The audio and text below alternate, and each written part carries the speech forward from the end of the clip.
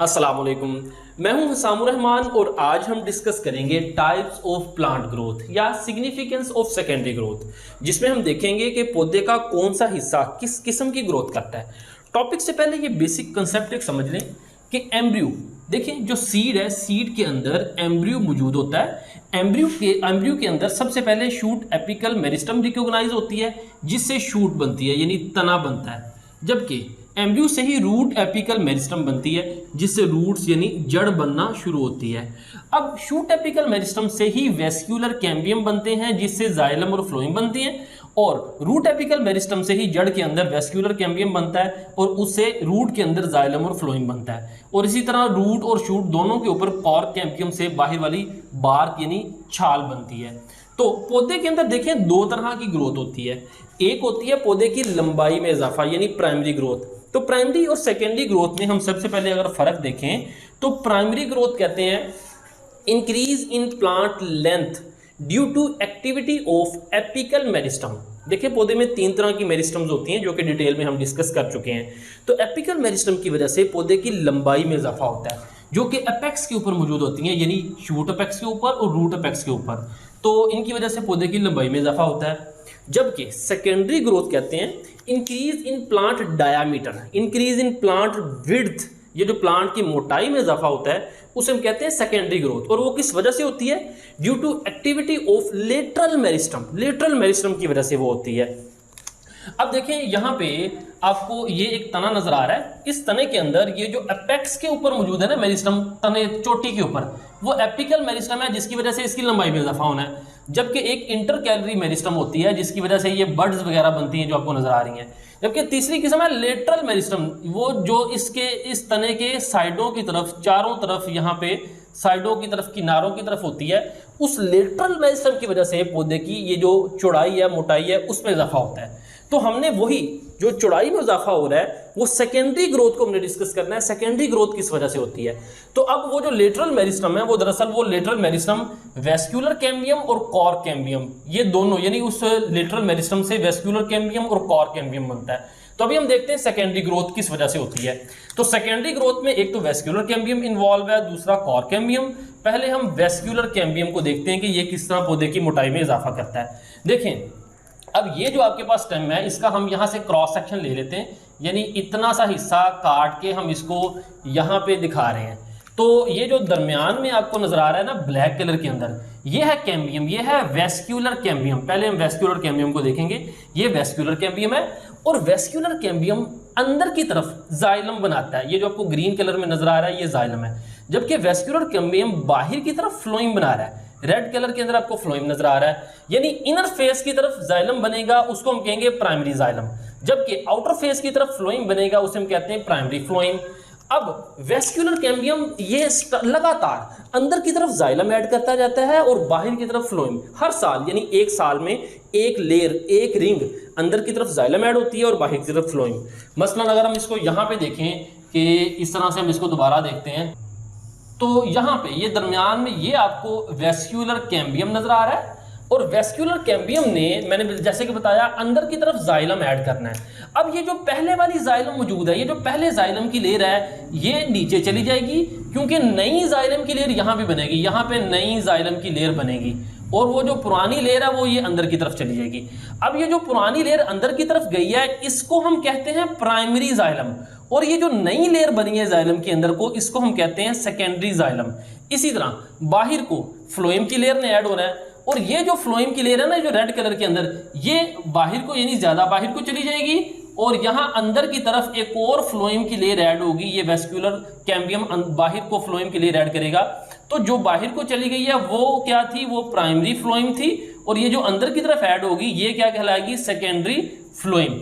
तो अब इसी क्रॉस सेक्शन को अगर हम उठा के यहाँ पे आपको दिखाएं तो देखें ब्लैक कलर के अंदर ये वेस्क्यूलर कैम्बियम है, जिसके अंदर की तरफ ये जाइलम ऐड हो रहा है और बाहर की तरफ फ्लोएम ऐड हो रहा है, और ये ऐड होता जाता है। और यहाँ पे देखें कि वो जो प्राइमरी जाइलम है जो कि यहाँ पे था इसके साथ, वो कहाँ पे पहुंच गया, क्योंकि हर साल अंदर की तरफ नई जाइलम की लेयर ऐड होगी, जिसे हम सेकेंडरी जाइलम कहते हैं। यहाँ पे देखें 3 लेयर्स ऐड हो चुकी हैं, ये एक, ये दूसरी और ये तीसरी। तो ये तीनों जोन सी हैं, ये सेकेंडरी लेयर हैं। यहाँ से लेकर यहाँ तक ये जो आपको 1 2 3 लेयर जो नजर आ रही हैं ये सेकेंडरी जाइलम की हैं, जबकि ये जो पतली सी लेयर आपको नजर आ रही है ये प्राइमरी जाइलम की है। इसी तरह वेस्क्यूलर कैम्बियम के ऊपर की तरफ देखें तो ये फ्लोएम की लेयर नजर आ रही है, सबसे बाहर प्राइमरी फ्लोएम है और अंदर को जो 3 लेयर हैं ये कौन सी हैं, ये सेकेंडरी फ्लोएम की हैं। अब अगर देखें तो ये एक जो जाइलम की लेयर है इसको हम कहते हैं एनुअल रिंग, क्योंकि पौधे के अंदर एक साल में एक अंदर को जाइलम की लेयर बनती है और एक बाहर को फ्लोएम की लेयर बनती है। तो इसी से आप पौधे की उम्र का भी अंदाजा लगा सकते हैं।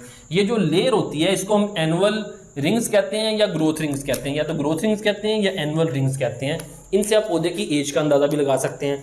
मसलन ये आप क्रॉस सेक्शन तने का देख रहे हैं, इन लेयर्स की काउंटिंग करें, जितनी ये लेयर यानी ये जो आपको एनुअल रिंग्स नजर आ रहे हैं, जितने रिंग्स होंगे उतनी ही पौधे की उम्र होगी। अब अगर और करें तो आपको ये जो एक एनुअल रिंग नजर आ रही है, ये जो एक अंदर को सेकेंडरी जाइलम नजर आ रही है, इसके अंदर ये जो ऊपर वाले सेल हैं ये छोटे हैं, जबकि नीचे वाले ये जो सेल हैं ये बड़े हैं, इन लार्ज हैं। ये छोटे इस वजह से हैं, देखिए पूरे साल में मौसम वेरी करता है, डिफरेंट होता है। तो ये किस मौसम में बने, ये विंटर सीजन या ऑटम सीजन में बने हैं जब पानी कम होता है। जबकि ये जो नीचे वाले हैं ये कौन से सीजन में, ये समर सीजन या स्प्रिंग सीजन के अंदर बने हैं, जिसके अंदर पानी ज़्यादा होता है। तो जब पानी ज़्यादा था तो इनकी ग्रोथ भी ज़्यादा हुई, सेल बड़े हैं, इस वजह से इसको स्प्रिंग वुड या समर वुड कहते हैं, जो मोटी लकड़ी है। जबकि ये जो ऊपर वाला हिस्सा है इसको विंटर या ऑटम वुड कहते हैं। और पौधे की मेन जो मोटाई में इजाफा होता है वो इसी ये सेकेंडरी जाइलम की वजह से होता है, यानी इसी को हम कहते हैं वुड, जो लकड़ी जो तना होता है वो यही सेकेंडरी जाइलम मिलकर बनाता है। और ये जो नीचे आपको नजर आ रहे हैं ये छोटे से ब्लू कलर में ये पिथ सेल्स हैं, ये पोरस होते हैं, भुरभुरे से सेल्स होते हैं और ये स्टोरेज मसलन स्टार्च वगैरह को स्टोर करने का काम करते हैं। अब देखिए जब एक मेच्योर पौधा, बड़ा पौधा, मेच्योर तना जो सा होता है उसके अंदर वाले जितने भी जाइलम का काम है पानी को कंडक्ट करना जड़ों से ऊपर तक, सारे के सारे जाइलम फंक्शनल नहीं होते।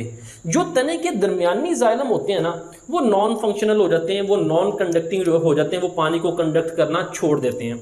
उसकी वजह यह है कि तने के दरमियान में पौधा क्या करता है, वेस्ट मटेरियल को अकामुलेट करता है, यानी केमिकल्स अकामुलेट इन द हार्टवुड। ये जो दरमियान में होते हैं ना जाइलम, उसके अंदर वेस्ट मटेरियल को जमा कर लेता है पौधा, और उन्हीं वेस्ट मटेरियल को जमा करने की वजह से वो नॉन कंडक्टिंग हो जाता है। ये जो आपको ब्लैक कलर के अंदर नजर आ रहा है ये वो हिस्सा है तने का जो नॉन कंडक्टिंग है, ये पानी की ट्रांसपोर्ट नहीं करता। और ये कौन से वेस्ट मटेरियल पौधा जमा कर सकता है, मसलन रेजन्स, ऑयल्स, गम्स या टैनिन्स वगैरह। और इनका फायदा क्या होता है इन वेस्ट मटेरियल का, provide resistant to the decay, यानी एक तो पौधा डिकम्पोज नहीं होता, एंड इंसेक्ट अटैक, और इंसेक्ट अटैक भी नहीं होता। इसकी मिसाल है रेड सीडर या कोनीफर के पौधे वगैरह। तो वो जो दरमियान वाला हिस्सा नॉन कंडक्टिंग हो जाता है, ब्लैक नजर आता है, उसको हम कहते हैं हार्टवुड। और वो जो बाहर वाला कंडक्टिंग पोर्शन है जो वाटर को कंडक्ट करता है उसको हम कहते हैं सैपवुड। तो ये हार्टवुड और सैपवुड में फर्क। ये तो हमने देख लिया रोल ऑफ वेस्क्यूलर कैम्बियम, यानी वेस्क्यूलर कैम्बियम किस तरह से ग्रोथ में इजाफा करता है। अब हम आगे देखते हैं रोल ऑफ कॉर्क कैम्बियम, कि कॉर्क कैम्बियम किस तरह से बार्क बनाता है। देखिए सेकेंडरी ग्रोथ एक तो वेस्क्यूलर कैम्बियम की वजह से होती है और दूसरा कॉर्क कैम्बियम की वजह से। ये जो कॉर्क कैम्बियम आपको नजर आ रहा है ये अंदर की तरफ कॉर्टेक्स ऐड करता है और बाहर की तरफ कॉर्क ऐड करता है। और कॉर्क के बाहर एपिडर्मल सेल्स होते हैं, और कॉर्क जो है वो ज्यादातर डेड होता है। जब कॉर्क डेड हो जाता है तो वो एपिडर्मल सेल्स भी डेड होते हैं। इसी वजह से आपको तने का बाहर वाला लकड़ी जो पौधे की है वो आपको रफ सी नजर आती है, वो डेड यानी रफ सी उसकी स्किन आपको महसूस होती है। तो ये जो कॉर्क कैम्बियम की वजह से पौधे की ग्रोथ है ना ये बहुत ज्यादा लेस, बहुत कम वाज़ेह है, कम होती है। और ये इसको हम बार्क कहते हैं। ये दरअसल एक्सटर्नल बार्क है, इसी तरह एक अंदरूनी बार्क भी होती है सॉरी। तो कॉर्क कैम्बियम को हम फिलोजिन सेल्स भी कहते हैं। तो ये हम इसका यहाँ पे अगर स्ट्रक्चर देखें, ये जो आपको एक तना नजर आ रहा है, तने के सबसे बाहर ये बार्क है, यानी जो कॉर्क सेल्स हैं ये जो बार्क बनाते हैं ये कॉर्क हैं सबसे बाहर, और अंदर की तरफ फ्लोएम है, जिस तरह हमने यहाँ पे ये लेयर देखी है फ्लोएम है। और ये आपको जो ब्लैक में नजर आ रही है ये वेस्क्यूलर कैम्बियम है, यानी वेस्क्यूलर कैम्बियम के बाहर फ्लोएम नजर आ रही है और इसके अंदर ये आपको ग्रीन कलर में सैपवुड नजर आ रही है। यानी ये सारी की सारी ये जो अंदर है ये जाइलम ही है, लेकिन जो कंडक्टिंग जाइलम है वो सैपवुड है, और ये जो अंदर कोर दरमियान में आपको नजर आया दरमियानी हिस्सा नॉन कंडक्टिंग जाइलम ये हार्टवुड है, और ये बाहर आपको कॉर्क नजर आ रहा है जो कि डेड पोर्शन होता है। अब देखें, अब आगे हम देखते हैं कि ये जो कॉर्क कैम्बियम है इसका एक और फंक्शन है। कॉर्क कैम्बियम का फंक्शन है कैलस फॉर्मेशन।